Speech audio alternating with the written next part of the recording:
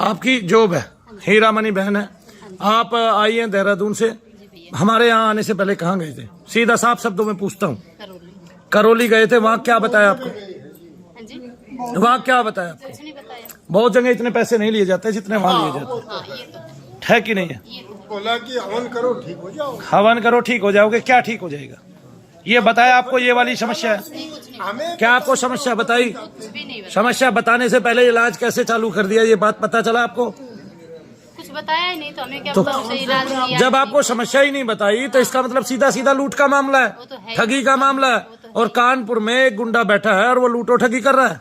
45,000 रूपए लग गए हमारे। कितने? 45,000। कैसे? क्योंकि 7 तो ये करवाए, 7 ये कराए, 7 तो ये कराई। ये तो बंद है, पैक है, सील है। 7वां है तो सही, पैसे तो लग गए हमारे तो। ओहो, पैसे लगे, 7वां है। ये उसके बेटे के नाम की कंपनी है बहन जी, ये उसके बेटे के नाम की कंपनी है ना। ये तो वही आश्रम में ही, आश्रम में देता है, लेकिन ये उसके बेटे के नाम की कंपनी है, आप समझे? फैक्ट्री लगा रखी वहीं पे है। आश्रम में इसके बेटे के नाम है सब। इसमें बहुत पैसा कमाता है, बहुत पैसा। इसमें कितने रुपए का सामान तकरीबन निकलता है, कभी सोचा? 500-600 रुपए तक। नहीं, ना 100-150 का रुपए ज्यादा ज्यादा 300 रुपए का इसमें सामान है। चलो 500, 250, 350, 500 लगा लो। हाँ सही बात, 3551 की। तो ये सीधा सीधा लूट का और ठगी का मामला था। आपको यहाँ आने पे क्या मिला आपको? यहाँ आने पे तो भैया कुछ मतलब बातें भी बताई गई, अच्छी बातें बताई गई, समझ में भी आया। हाँ, हर्ष भैया ने चेक किया आपको? हाँ। क्या मैं हर्ष भैया को बुला सकता हूँ इनको बताने के लिए कि इनको क्या बताया था? हर्ष भैया एक बार आ जाओ। आप आ सकते हैं क्या इधर?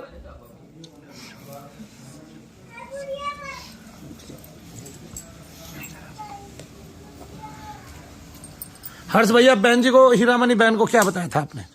भैया ये हीरामणि बहन जी को मैंने जब ये आए थे मैंने ये बताया था, इनके घर में भूत प्रेत की प्रॉब्लम है, आज से नहीं काफी लंबे समय से जी। जो इनका लड़का था मांग के लिया हुआ था, इनके बच्चों की प्रॉब्लम होती थी, जो माता से मांगा हुआ था। हाँ। जो लड़के या इनके हस्बैंड एक्सीडेंट होते होते मरे थे, मतलब बचते बचते मरे थे, जिनके करके आदमी प्रेत था, जो इनको दिखता भी था, आभास भी होता था, घर के बीच में नुकसान पे नुकसान होते थे। काफी हद तक इनको बुरे कर्म करवाई हुई चीज बुरे कर्म में दिखता था, पर वो बुरा कर्म कर नहीं पाता था क्योंकि इनके ऊपर माता की पॉजिटिविटी की ऊर्जा थी। सारे शरीर में दर्द रहना, रात को सोए पड़े दबाव पड़ना, घबराहट होना, बेचैनी होना, ये कंटिन्यू चलता रहता था। क्या ऐसा ही होता था बहन जी? अच्छा ये बताइए, आप मेरे पास कौन सी बार आए? मैं तीसरी बार। तीसरी बार में आपको क्या आराम पड़े?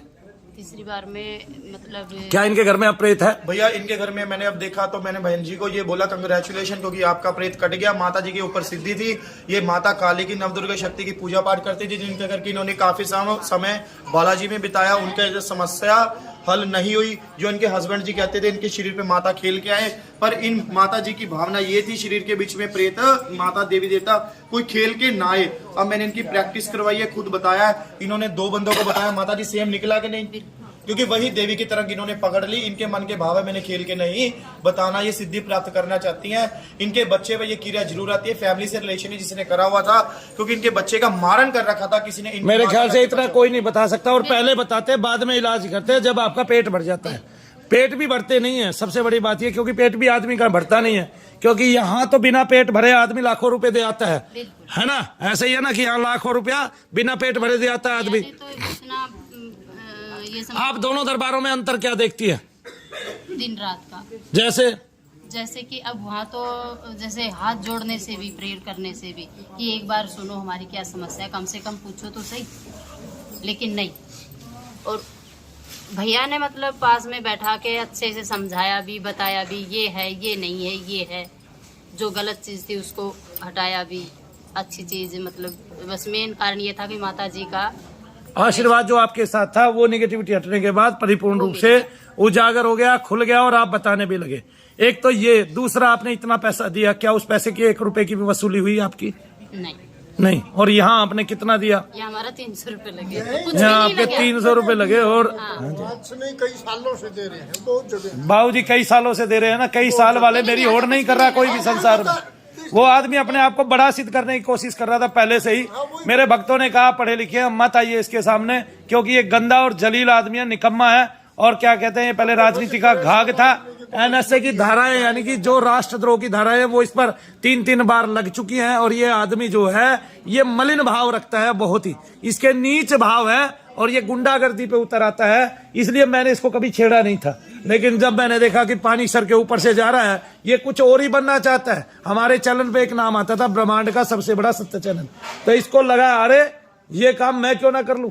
इसने अपने आदमी यहाँ भेजने स्टार्ट किए। ये पहले महिलाओं को पानी में नहला के भूत निकालता था, लेकिन फिर और त्रिशूल पकड़ा के फिर इसने जो हमारी हवन की प्रक्रिया थी वो पकड़ी और धीरे धीरे आज ये हवन किट पे आ गया। तो इस जैसा निकम्मा बदमाश तो खैर किसी को देखने को मिले ना, भगवान करे। लेकिन मेरी प्रक्रिया ये है कि आप लोग जो करौली से आए हैं वे दुनिया भर के लोग आके मेरे पास ठीक हुए हैं। जो ठहरा वो ठीक हो गया, जो 2-3 बार आया वो ठीक हो गया, जो आया ही नहीं दोबारा अटके उसको मैं ठीक करने की बात नहीं करता, लेकिन जो ठहर गया वो ठीक हो गया। और ठीक होने की भी मैंने कम से कम 10 वीडियो बना के डाल दी हैं जो किसी और ने नहीं डाली। और वो निकम्मा आज तक जो ये कहता था कई आदमी तो उसके यहाँ जाके मर गए हैं, और वो निकम्मा आज तक एक भी आदमी को ठीक करके मनु भैया के यहाँ वाले को ठीक करके दोबारा वीडियो बना नहीं पाया। और सर्वविदित है कि मनु भैया ने इसको और इसके गुरु को जितने जूते मार दिए हैं इतने दुनिया में कोई मारेगा भी नहीं। शनिदेव महाराज ने वो मजा चुका दिया कि दुनिया में वो ऐसा मजा चखेगा नहीं। इतनी बेइज्जती, और सबसे बड़ी बात इसकी इज्जत क्या, इसकी तो दादी किसी मुसलमान के साथ भाग गई थी, तब से इसका कुल मुसलमानों से नफरत करता है। और बनवारी लाल की लड़की के साथ इसने बहुत बुरा किया है। पहली बात तो ये है कि ये बचपन से ही इस तरह का आदमी है, किसी की मोटरसाइकिल छीननी, किसी का कुछ कर लिया, किसी के पैसे नहीं दिए।